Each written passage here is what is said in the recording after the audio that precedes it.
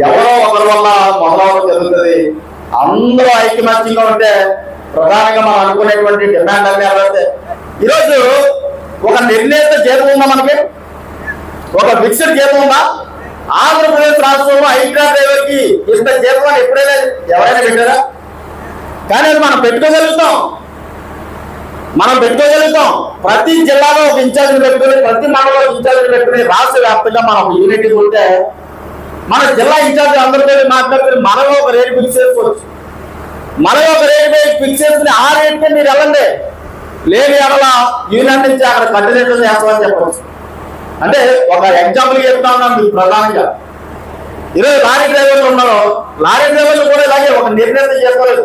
ప్రస్తుతం అంతా కూడా ఆప్టింగ్ వ్యవస్థ నడుస్తుంది, కమిషనర్ వ్యవస్థ, ఆప్టింగ్ వ్యవస్థ నడుస్తుంది. దీనివల్ల నష్టపోయేది ఎవరు? ప్రధానంగా వర్కర్లే నష్టపోతారు. ఒక్క ఫోన్ కాల్ చేసి యాజమాన్యం ఈరోజు నీకు పని లేదు ఆగిపోమని చెప్తారు. ఆగిపోమని చెప్తే ఎవరు నష్టపోయేది? వర్కర్.